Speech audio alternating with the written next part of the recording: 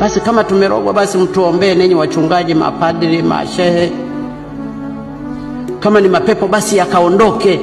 Tunabishana juu ya misimamo ya kijinga, lakini juu ya uhuru wa watu hatuwezi kubishana. Watu hawawezi kusema kwamba wana maendeleo na katika nchi yao hawawezi kutembea kwa uhuru. Wanaogopa, wanahofu, wanadhani asubuhi yoyote wakisikia mlangoni kwa anafikiri kaja mtu kuwapeleka kwenda kuwafunga. Na sasa nchi sina siku nyingi za kuiacha dunia. Sitaki niende huko kwenda na aibu nyuma yangu. Hatima ya taifa letu imo mikononi mwetu.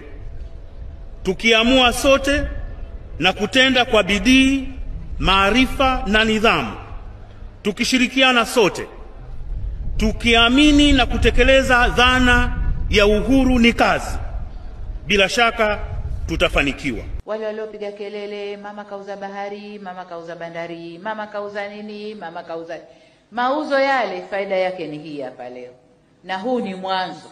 Tunatarajia utapata faida kubwa zaidi kwa bandari zetu zote kubwa.